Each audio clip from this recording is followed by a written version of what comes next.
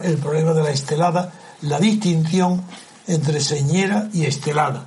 Primero, si sabéis la diferencia, me la describí gráficamente, si no, yo creo que la fotografía que aparece en la portada de Mundo, hay dos banderas y creo que la que tiene la estrella es la estelada y la otra, que es lo mismo pero sin estrella, la oficial es la señera.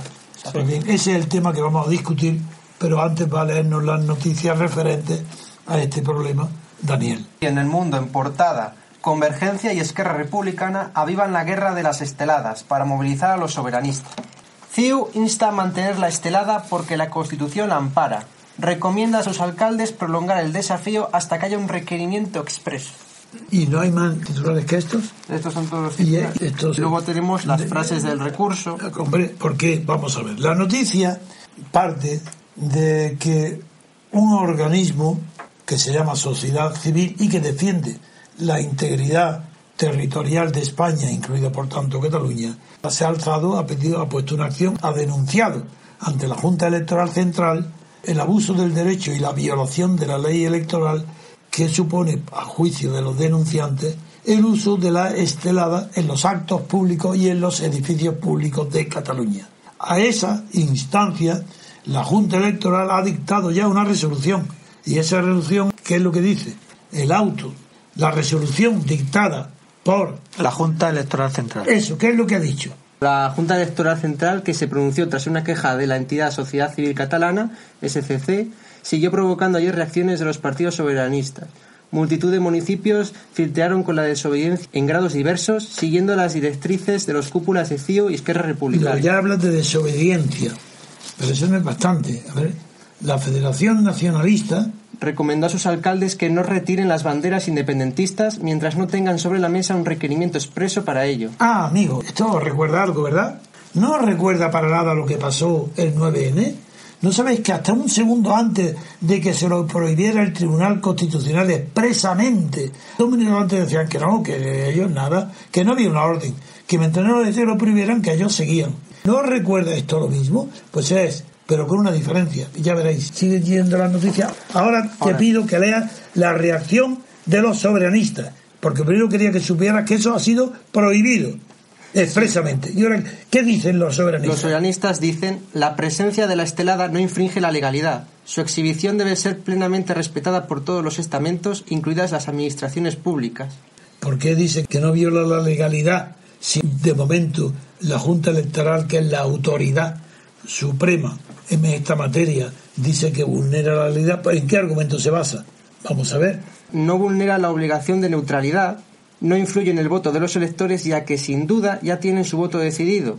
Uy, el colmo. Y si todavía no lo tienen, la presencia de una bandera que lleva meses o años no influye. De acuerdo. Como todos los españoles tienen ya mucho tiempo en las elecciones la costumbre de no votar a ningún partido que diga que hay que salir a la calle armados con una pistola y matar a todas las prostitutas y a todos los homosexuales, no es ilegal. ¿Por qué? Vuelve a leerlo, verás. Lo mismo dicen, como ya están acostumbrados, que no tiene importancia. Que no vulnera la obligación de neutralidad, no influye en el voto de... Porque no influye en el voto. Las locuras están permitidas, según esto, porque no influyen en el voto. Los crímenes, los anuncios de crímenes, se pueden pulir si no tienen influencia en el voto. ¿Qué más da? Ese es el argumento de la neutralidad. Seguimos. El acuerdo de la Junta Electoral, dicho sea con el máximo respeto, no solo excede de sus competencias, sino que además supone una vulneración clara de los derechos fundamentales a la libertad ideológica y a la libertad de expresión que protege y garantiza la Constitución. Esto sí es. Aquí hay el argumento. Ahora llegamos. Y por eso la presencia de nuestro querido magistrado Daniel y su gran preocupación siempre por el tema de la autodeterminación y de la autonomía, pues aquí incidimos de lleno. Vamos a ver. En primer lugar, dicen ellos que la Constitución ampara la libertad ideológica y la libertad de expresión. Está garantizada en la Constitución. Es decir, la Constitución es una norma suprema, que con más o menos rigor científico, pero es una norma única y es coherente. Y en vigor. En vigor y es coherente. Es decir, aunque esté muy mal hecha y sea muy mala técnicamente, no cabe ninguna interpretación de la Constitución que implique contradicciones con otras. No, tiene que haber una interpretación auténtica, perdón, sí, Antonio. No, auténtica, no solo auténtica. Integradora. Eso es, porque la palabra auténtica en la interpretación se aplica a aquellas interpretaciones que hace el propio legislador. Correcto. Y eso no es el tema. Correcto, integradora. Bien, integradora, eso es. Pues bien, aquí, ¿dónde está en una Constitución que declara que la soberanía pertenece al pueblo español unido, único? ¿Cómo se puede creer que dentro de la libertad ideológica y la libertad de expresión está la protección en la Constitución de toda la propaganda en contra de la propia Constitución? Ya está desmontado. Ya está, se acabó. Pero yo, si me lo permite, voy a hacer claro, un inciso antes de que tú nos des una lección magistral sobre derecho penal. Hay una constante intención o idea de que los sentimientos populares no se pueden criminalizar. Supongo que habréis oído en muchas ocasiones esta expresión de que el sentimiento que viene de abajo, de la ciudadanía, del pueblo, no se puede criminalizar.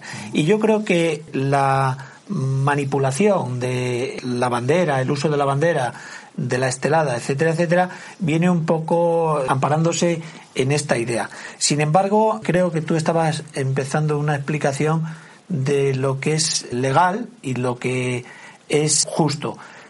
Tenemos que diferenciar muy bien lo que es el sentimiento del pueblo de lo que son las reglas del juego. En este caso, la Constitución española determina cuáles son las reglas del juego. Antonio estaba haciendo una disquisición sobre lo que está amparado en la Constitución o lo que la Constitución permite y hasta dónde llega el límite de lo que la Constitución permite.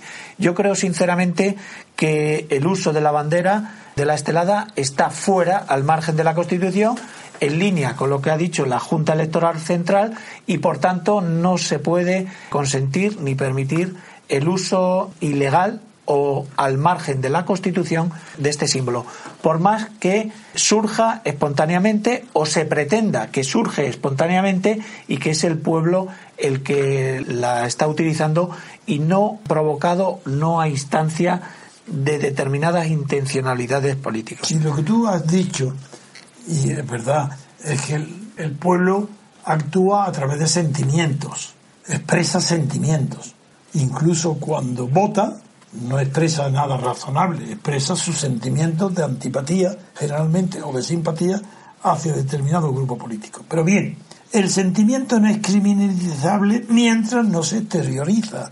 El sentimiento es como el delito de intenciones. No puede haber delito de intenciones, no hay delito de sentimiento.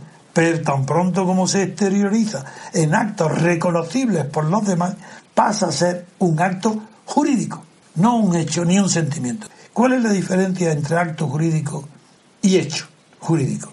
Pues que el hecho jurídico es más genérico, comprende acontecimientos que no son voluntarios, que no son actos, y también acontecimientos voluntarios que son actos.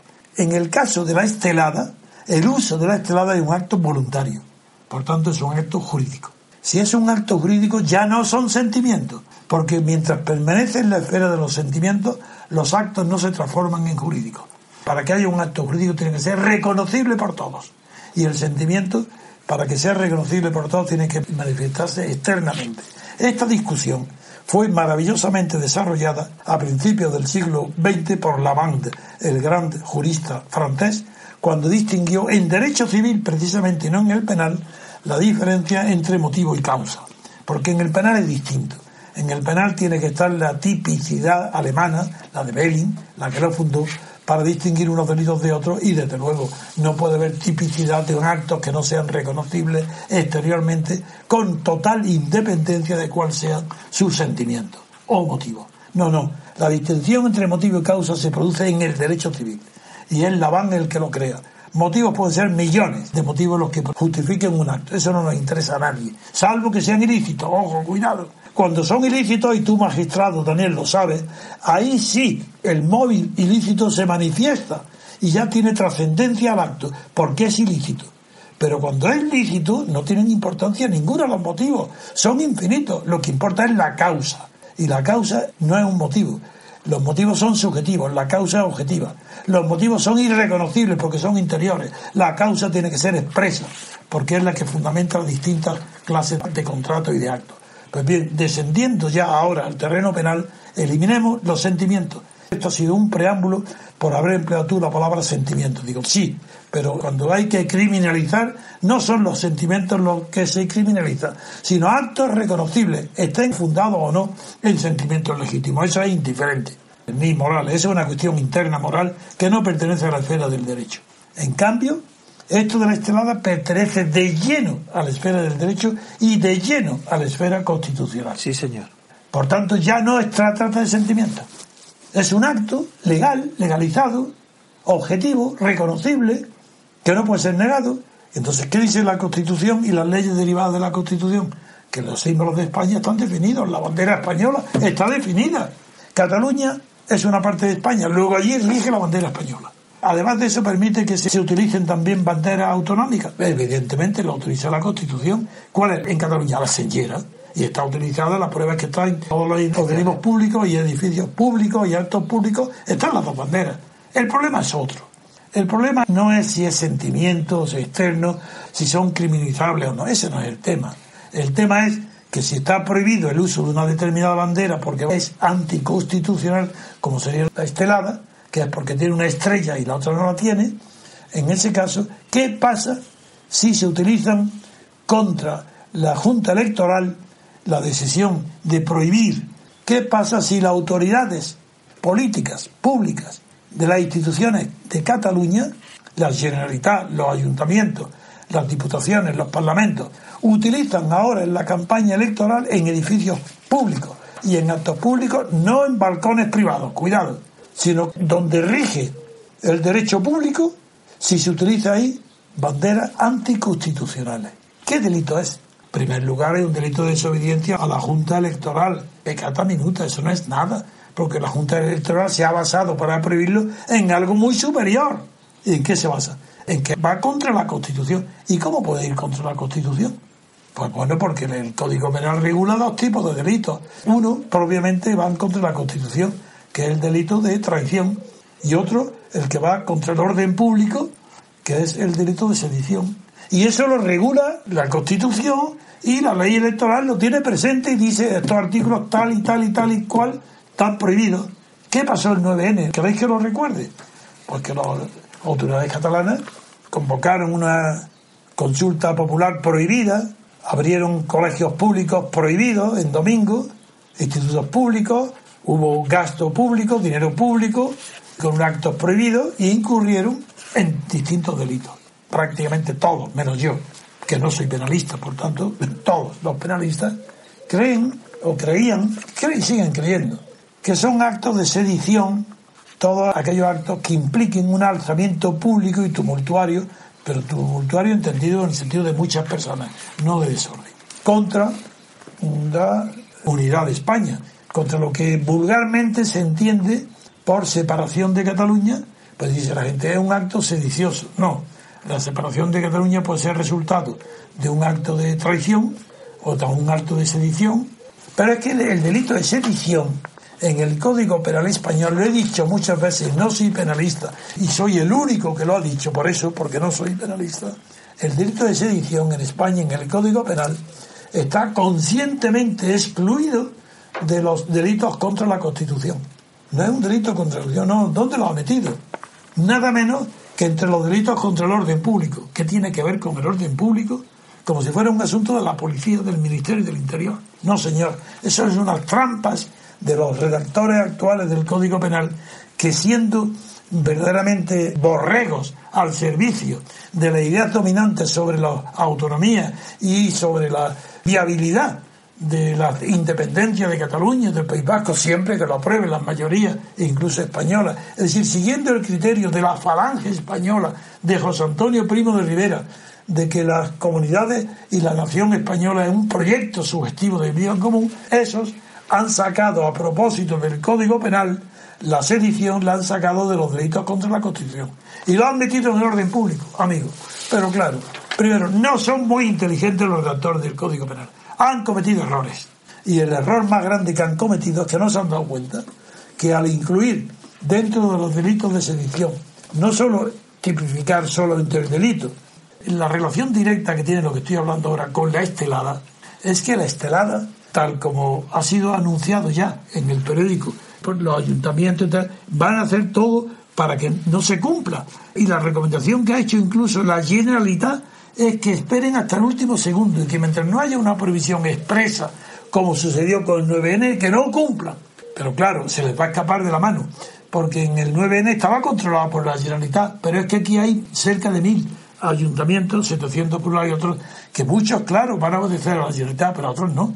Entonces, seguro, lo digo ya de antemano, que por lo menos 100 o 200 municipios van a vulnerar directamente la orden recibida de la Junta Electoral y, por tanto, van a cometer un delito muy grave de sedición. ¿En qué sentido? Que hasta ahora lo que ha supuesto la Generalitat, Arturo Mas y todos los que están denunciados, aunque no lo diga ninguna querella, lo digo yo, han cometido hasta ahora los promotores del 9N, que fracasó, esos incurrieron en el artículo tipificado en el Código Penal, artículo 548, que dice literalmente: la provocación, la conspiración y la proposición para la sedición, que fue el 9N. No llegó a cumplirse, pero hubo una intención, hubo una provocación, hubo una conspiración de varios y hubo una proposición para que se celebrara el referéndum, es decir, para la sedición. Bien, dice el 548, esa provocación, conspiración y proposición será castigada con la pena inferior en 1 o 2 grados a las previstas, salvo que llegue a tener efecto la sedición. Amigo, cuidado, en cuyo caso se castigará con penas superiores y los autores de la provocación, conspiración y proposición pasarán a considerarse promotores. Luego este artículo distingue entre dos conceptos que hasta ahora nadie había caído. Por un lado, promotores. Son cuando la sedición tiene efecto. No quiere decir que triunfe, cuidado, que tenga un efecto, que sea efectiva. Puede triunfar o fracasar, pero que tenga efecto reconocible. Bien, esos son promotores, que tienen una pena mayor. Pero si no tiene efecto, si no produce ningún efecto, cae de lleno en el 548, que ya no son promotores, pero son provocadores, conspiradores y propositores. Bien, viene a cuento de lo que está pasando hoy, que es un paso adelante mucho más grave, porque esto es el delito de provocación, conspiración, pero ahora no. El verbo clave, la acción clave para entender el delito de sedición en el artículo 544 es el verbo impedir. Es decir, si no hay impedimento, aunque haya tumulto, alzamiento público, si no se impide que las leyes españolas, las generales, o las decisiones de las autoridades españolas, las generales, bien sean judiciales o bien administrativas, como las del censo, mientras no se impida que se cumplan, no hay sedición. Entonces, ¿qué pasa en Cataluña? Pues que hay una doble legalidad, que aplican las leyes catalanas y dicen, nosotros no impedimos que la española se aplique, que se aplique. Eso no está previsto en el Código. ¿Por qué? Porque no está incluido en el delito contra la Constitución. Si fuera contra la Constitución, evidentemente que estaba incluido. Pero esto no, como está fuera y es orden público, nosotros hacemos nuestras leyes y respetamos las vuestras. Mientras no nos lo prohíban, en el último segundo no las cumplimos. Pero si nos lo prohíben, las cumplimos. Eso es lo que está pasando ahora vez. Y eso es lo que yo intervení delante de ti, Daniel, para decir que lo que está pasando con la estelada es exactamente eso. Ahora, nos queda una última cuestión, y es saber qué significa ideología.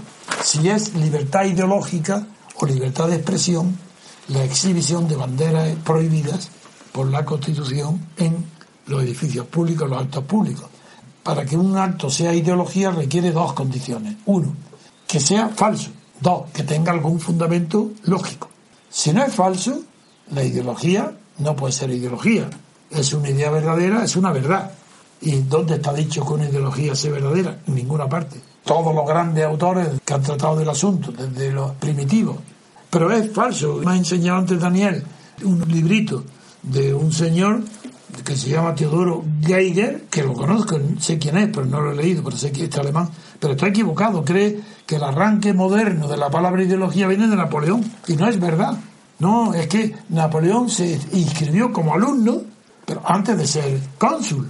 Sí, era general ya, pero no tenía cargo político ninguno. Estaba en Italia, o antes del nombramiento que hizo Barras de Napoleón como jefe del ejército que estuvo en Italia. No, antes de eso, se inscribió en el Instituto de los Ideólogos, que se llamó, que es lo que explicaban el origen de las ideas.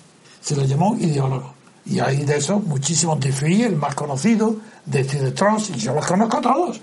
Pero eso no tiene nada que ver, pero nada que ver con la ideología. Que el nombre se parece, de ideólogo, claro, pero no tiene nada que ver. El origen de la ideología moderna ni siquiera está en Bacon, eso tampoco es verdad. La ideología moderna empieza antes de Marx, pero luego Marx lo desarrolla. La inteligencia expresa el fundamento del poder no en la fuerza, sino en una idea universal. Del mismo modo que la religión. La religión es la creencia en una verdad eterna que la aplican en la vida y como un dogma. Pues la ideología es lo mismo. Una ideología es un dogma basado en la creencia de que una determinada idea, que puede ser verdadera, generalmente son verdaderas, pero se universaliza y se convierte en una verdad universal, y eso es mentira. Voy a poner el ejemplo. La clase obrera. Pues la clase obrera es una idea certera. Es mejor que certera, cierta. Porque hay, a principios del desarrollo de la acumulación capitalista, se pone en auge, lo ve todo el mundo, igual que está en Dickens en las novelas, como la miseria de la clase obrera permite la explotación de esa clase por parte de la burguesía y de la capitalista, y la clase obrera adquiere entonces una conciencia, no toda la clase obrera, los dirigentes de la clase obrera se dan cuenta de que la conciencia obrera está deformada, que si superan la realidad no trabajarían todos para el capital, sino que serían todos para derribar el capitalismo, porque la conciencia de clase obrera sería superior a la conciencia de la verdad, porque la verdad coincidiría con la conciencia de clase. Ese es el objeto, el origen de las ideologías marxistas. Pero es que antes, y a la vez que Marx, está Feuerbach con la religión, y trata de la ideología religiosa de la misma manera. La ideología, en resumen, en mi opinión, para resumirlo, después de estudios años y años y años, que llevo estudiando no solo la ideología en la mente de los creadores, sino en la realidad, estudiando los efectos de la ideología en la política mundial, en Europa, en América, en todos los tiempos, y siempre han estado presentes. Siempre es una idea la que preside la dominación de algo, incluso una guerra. Para que haya una guerra tiene que haber un pretexto, pues eso es una ideología, porque ese pretexto es pequeño, pero en caso de guerra, el que declara la guerra lo pone como un pretexto universal, que mueve a toda la conciencia patriótica, al patriotismo. Eso es ideología. De ahí la enorme importancia que tiene este concepto en el análisis político. Pero yo te quiero dejar descansar un momento para rematar el tema eso anterior. Eso porque quiero hablar de él, ¿de acuerdo? No, es por reconducirlo. Es que este tema realmente es el tema. Yo quiero dedicarle otro espacio, otro tiempo, pero más en profundidad y sobre todo aprovechando los conocimientos que tú tienes sobre él. Es decir, que no quiero despacharlo en 5 minutos, sino dedicarle... Volveremos otro día. Efectivamente. Pues seguimos con bueno, esto. sí, con estábamos con la estelada y estábamos con el tema catalán. A modo de resumen... Yo, cuando tengáis un segundo, me gustaría explicar a nuestros oyentes lo que es la estelada. Sí, muy bien. Los orígenes de...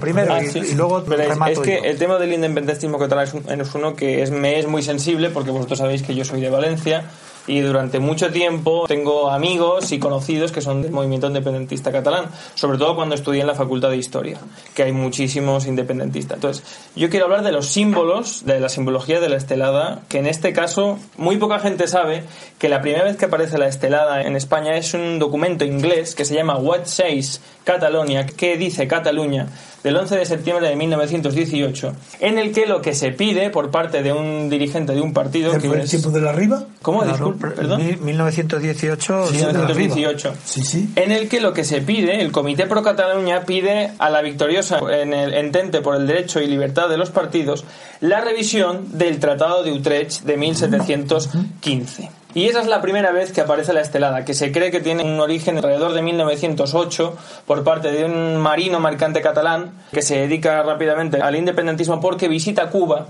y hace una mezcla entre la señera catalana y la bandera de Cuba y de Puerto Rico. Esto es así. Muy bien. Que se llama Vicente Albert Ballester. Entonces, yo lo que quiero decir es lo siguiente.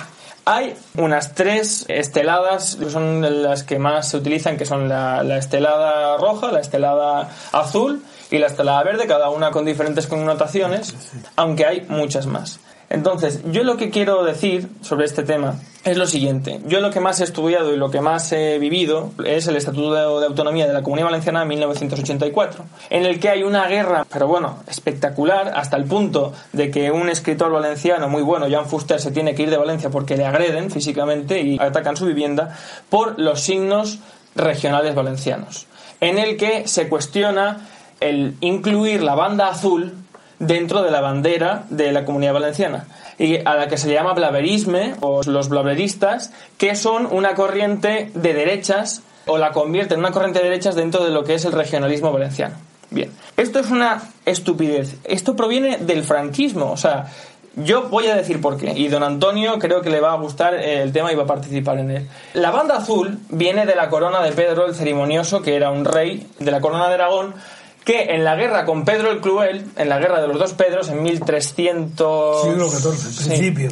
Valencia resiste 2 sitios muy feroces de Pedro el Cruel, y por lo tanto Pedro el Ceremonioso le otorga a Valencia las 2 L's que tiene cada lado del escudo, ¿no?, de leal, que se llama doblemente leal, una por cada sitio, y le da la corona. Tiene el privilegio Valencia de utilizar la corona de Pedro en su... Y esa es la única diferencia que hay con la señora, que viene de Jaime I el Conquistador. Sí. Entonces, estos son simplemente señas regionales que tienen que ver con la identidad de una región, y lo que quiero ahora abrir o establecer el tema es cómo a la muerte de Franco hay una lucha ideológica por convertir estos símbolos, que son de una región, en símbolos ideológicos. Cómo hay partidos que los utilizan para hacer suyos unos símbolos y convertir los símbolos institucionales en símbolos políticos, que es lo que hizo Franco con la bicolor, con la bandera monárquica, que sabéis que viene de la aplicación mercante para distinguirse de los barcos franceses y ingleses. Entonces, yo creo que todo el sentimiento que ahora mismo estamos viendo de independentismo catalán realmente procede de deformar o de asimilar unas señas de identidad que no tienen nada que ver con la ideología, tienen que ver con pertenecer a una región, y se convierten a través de este proceso en ideología. Don Antonio recordará perfectamente cómo el Estatuto de Autonomía de Cataluña de 1979, los catalanes, yo creo que es el 84-85%, votaron la señera, la que tienen ahora, y votaron el Estatuto de Autonomía porque era algo que, bueno, que restauraba de alguna manera el sentimiento regional.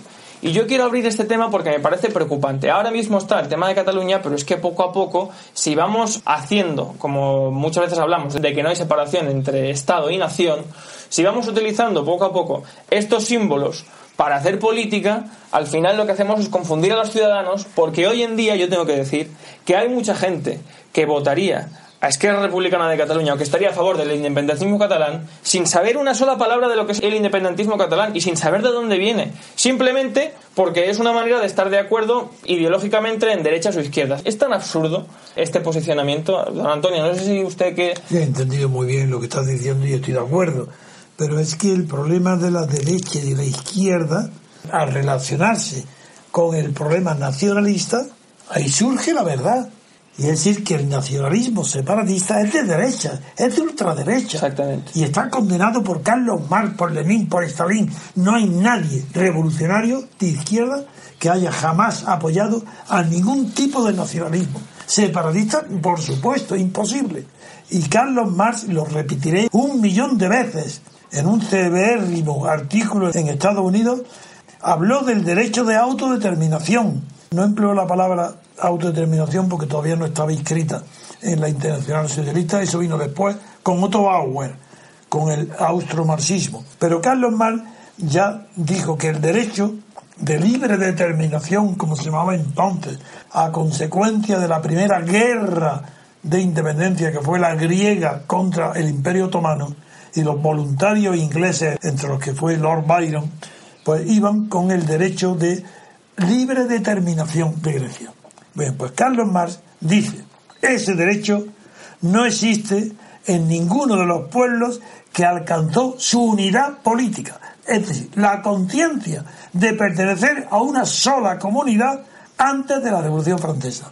¿Queréis saber lo que significa eso? Y dijo expresamente, ni España, ni Portugal, ni Francia, ni Reino Unido tienen derecho a la libre determinación, porque están ya determinados ellos mismos antes de que la libertad política fuera concebible como un derecho inherente a los pueblos. La libertad era algo de la sociedad, de los individuos, pero no de las naciones. Y eso fue un descubrimiento de la Revolución Francesa. Y Carlos Marx dice, precisamente por eso, todas las naciones que han querido conciencia de su unidad antes de la Revolución Francesa no tienen derecho de la libre determinación. Y dice, y solamente hay una excepción en Occidente, Irlanda, por motivos religiosos. Es sorprendente la cita que acabas de hacer, porque vosotros sabéis que en este país, aunque el concepto de nacionalista empieza siendo de derechas, la burguesía catalana y vasca, al final los que están dando el empuje final al movimiento nacionalista es la izquierda. ¿Sabes por qué? ¿Te lo has preguntado? Si lo hemos hablado aquí en este programa en otras ocasiones. Sí, pero la razón es muy sencilla. Bajo Franco, es que lo he vivido. Es que yo no hablo de nada estudiado. Es que yo hablo de mi experiencia personal. Yo he viajado durante el franquismo al País Vasco, a Cataluña, a Galicia, en busca y en diálogo para atraerme el apoyo de los nacionalistas catalanes, vascos y gallegos. ¿Y qué me encuentro? La realidad cuál es, y la veo yo delante de mis ojos, que no tienen clientela en la clase obrera, no tienen seguidores obreros. ¿Quién? Izquierda, por ejemplo, el SUC de Cataluña, el que estaba dirigido por Antonio Gutiérrez, el médico inteligente y un hombre honesto, murió, pero el SUC no tenía seguidores en la clase obrera. ¿Y dónde encontrar seguidores un movimiento de protesta, de levantamiento contra una dictadura fascista o de ultraderecha o de derecha o conservadora como la de Franco? En el nacionalismo. ¿Y quiénes son los primeros y únicos representantes de los nacionalistas antes de que la artificialidad de la represión de la libertad haga aparecer a todos los gatos como si fueran pardos? No se distinguen uno de otro. ¿Quién? ¿Por qué? Tienen que buscar clientela en los que protestan contra el franquismo, en los que más radical. ¿Y quiénes son los que protestan más contra el franquismo? Un pequeño grupo de historiadores, de literatos, de poetas fracasados, sin clientela, en Cataluña, País Vasco y Galicia. Y esos son los que fundan los movimientos separatistas. Esos pequeñitos grupos. Pero como son radicales, los partidos de izquierda radicales, revolucionarios, encuentran radicalidad en el nacionalismo incipiente de intelectuales fracasados. Bueno, hay un libro inglés maravilloso, que no voy a hacerlo ahora, que explica en toda Europa, íntegramente, e incluso válido en Asia y en África, en que todos los movimientos separatistas proceden de minorías fracasadas intelectuales. Es una creación del intelectualismo fracasado, de los profesores de historia y literatos. En España, el franquismo deja desprovisto de militancia a los partidos revolucionarios obreros y tienen que acogerse y apoyar la ideología nacionalista para encontrar eco a su protesta contra el franquismo. Porque Jordi Pujol, por ejemplo, que hizo las protestas célebres desde un palco que gritó y fue encarcelado contra Franco, porque eso era lo radical. El que se enfrenta a Franco era un nacionalista, salvo yo, que yo no era nacionalista, ni soy nacionalista, y me enfrenté con Franco por una razón distinta: la libertad. ¿Quién mueve por la libertad? Bajo Franco, ningún partido se movía por la libertad. La prueba que cada uno va por su interés es la dificultad tan inmensa que tienen durante las dictaduras para que los partidos distintos se unan en plataformas comunes. Eso es imposible. ¿Por qué? Porque no persigue ninguno la libertad. Persigue sus propios intereses de grupo, de partidito, de clase, de categoría social, de estamento. Por eso hace tan difícil la lucha contra la dictadura.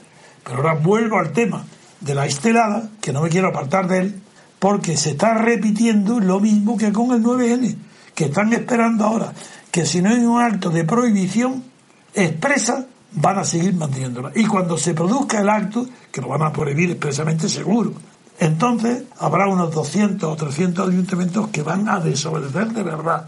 Y en ese caso van a cometer un acto ya de sedición. Porque ahí sí, explico todo esto porque sabéis que prometí hacer la querella y la estoy haciendo, está preparada. Pero veis que cada día estoy esperando a acontecimientos para que yo no quiero fracasar.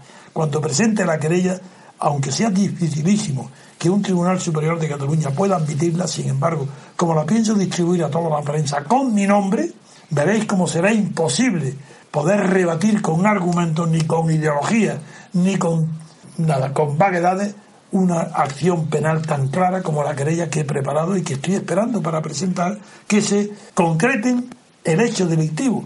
¿Qué va a pasar con lo de la señora y de la estelada? Mi aportación era... Porque tu operación ha sido hasta ahora formidable. Hasta ahora magnífica. Alguno de los oyentes puede pensar, cuando hablamos del tema de Cataluña, que don Antonio o el MCRC defiende la unidad de España o el nacionalismo español, ni mucho menos. La unidad de España sí, el nacionalismo no. Bueno, el nacionalismo español no. La unidad, claro que la defiende. Lo que yo quiero tratar, o lo que yo pretendía era... He sido toda mi vida un enemigo, un público número uno contra el nacionalismo franquista. Estoy en la cárcel, he padecido tantos atentados, tantas difamaciones, porque soy contrario al nacionalismo español. Soy contrario a todos los nacionalismos. La causa de la libertad para mí supera a todas las causas pequeñas, incluso la de la igualdad. Para mí la causa universal es la libertad y a ella me debo. Lo que yo pretendía con mi aportación es que en España estamos viendo cómo los símbolos tienen una connotación ideológica constantemente, y esto hay que denunciarlo. En Valencia, por ejemplo, si tú llevas una bandera valenciana con el azul, eres de derechas. Si llevas una bandera, una señera catalana, eres de izquierdas. Es tan absurdo, don Antonio. Así es. Absurdísimo. Y ayer leía los cables de Kissinger, se lo estaba diciendo don Antonio por lo que ha dicho antes, cuando tenía contactos con el PNV, bueno, con los que no fundan el PNV y tal. Como a don Antonio, los americanos no saben cómo definirle. Primero le llaman monarchical liar, abogado monárquico, y al final acaban llamándole maverick. Significa una persona que actúa con iniciativa e independencia, porque no se le puede atribuir dependencia de nadie, ningún cariz ideológico ni ideología. Es verdad, te lo agradezco. Yo creo que el resumen es: la estelada es un símbolo que desde el momento en que se enseña deja de ser manifestación de un sentimiento para ser manifestación de un movimiento, de una serie de actos colectivos. Desde ese momento es objeto de persecución penal, porque es un delito. Va contra la Constitución y está tipificado en el Código Penal dentro de los delitos amplios de sedición. Vamos a ver, entonces ese es mi resumen, veremos a ver qué es lo que pasa y atentos por si continúa el mismo proceso que el 9N. Un pequeño inciso por lo que he dicho. ¿Qué tiene que ver el Tratado de Utrecht con el Tratado de Adhesión entre Escocia y... En absoluto.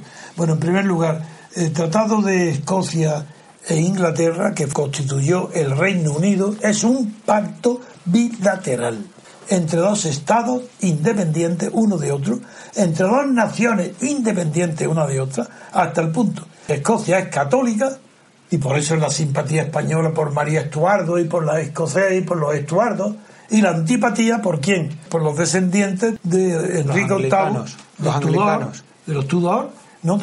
Porque son protestantes, la iglesia anglicana, y son dos naciones distintas, dos religiones distintas, dos estados distintos, antes de 1707. No tiene nada que ver ni con Utrecht, ni con guerras, ni con nada. Y hacen un convenio, un tratado de unión.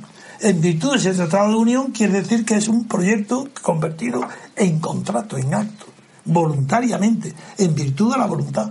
Por tanto, en virtud de la voluntad de ambas partes puede ser deshecho.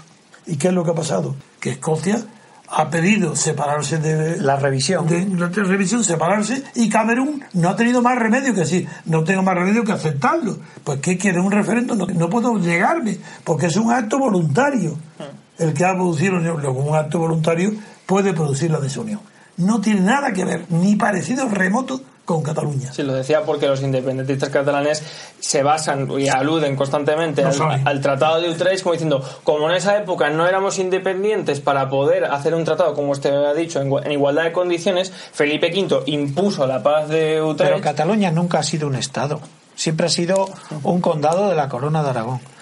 Como epílogo al resumen que ha hecho antes, un segundo nada más. Antes de ser condado de Aragón, fue condado de la Marca francesa. Sí, señor. Que fue el conde de Barcelona. Sí, la marca hispana. Bueno, decía que a modo de epílogo al resumen que ha hecho antes Antonio, sí quería dejar una idea para la reflexión posterior.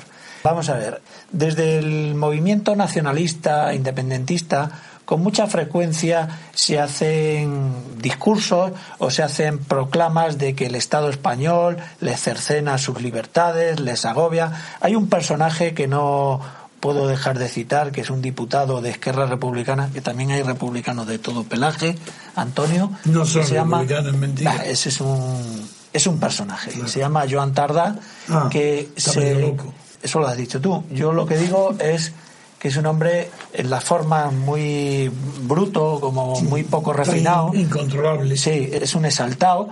Es un hombre que presume de republicanismo de Esquerra Catalana, pero este hombre acusa sistemáticamente al Estado español de que está cercenando sus libertades. Pero frente a este discurso, y es lo que quiero decir y con lo que yo quiero terminar, no debemos olvidar que la Constitución marca unas reglas, que en este caso la Junta Central Electoral ha dicho cuál es el límite, y frente a aquellos que creen que es el Estado español el que les está cercenando todo ese elenco de libertades, son ellos los que ahora mismo están sobrepasando la línea que muy bien ha explicado Antonio con el Código Penal en la mano. Entonces, quede esto desde mi punto de vista para la reflexión frente a aquellos que dicen que es el Estado el que cercena sus libertades.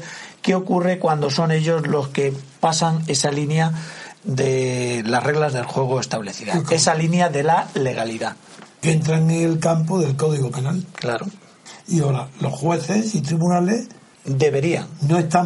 superiores no están preparados todavía para que la reacción del sentido común, la reacción de lo ordinario, de lo corriente, llegue a sus almas perturbadas por la propaganda separatista, que aunque no sean separatistas esos jueces, esos tribunales, tienen que aplicar la ley. Tienen que aplicar la ley. Y en esto, Antonio, también nos diferenciamos de esos países de más solera democrática, donde la ley es la ley y el juez aplica la ley sin miramientos. Es decir, aquí hay una especie de complejo de libertades donde se deja hacer por miedo a que se diga que el Estado opresor. Sí, claro, es que la expresión tan corriente, tan vulgar y tanto utilizada, imperio de la ley, es un concepto muy preciso. Eso procede del derecho romano. Sí, señor.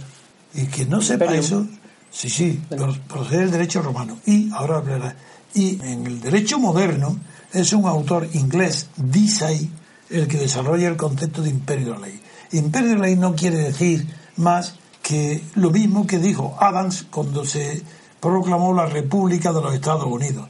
Que una señora, antes de terminar la Constitución, lo interrumpe por la calle y le dijo: señor Adams, pero yo es que no sé qué es lo que están ustedes haciendo, ¿cómo se llama? Y dijo: señora, la República de las Leyes. Ese es el imperio de la ley, lo que dijo el americano Adams, la República de las Leyes.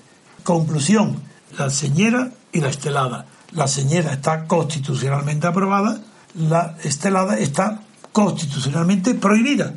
Porque va contra la unidad del orden. No, es que va contra la propia Constitución. Sí. Que es lo que define que la soberanía está en el pueblo español. No dice que está en el pueblo catalán. Y la obligación de las autoridades es respetarla. De respetar lo legal y de combatir lo ilegal. Sin duda ninguna. Y de denunciar y perseguir el delito. Y estas son las reglas del juego. Y si no gustan, pues habrá que intentar modificarlas por métodos democráticos. O no jugar, como hago yo, absteniéndome. No tratar de subvertir el orden por unos métodos no legales.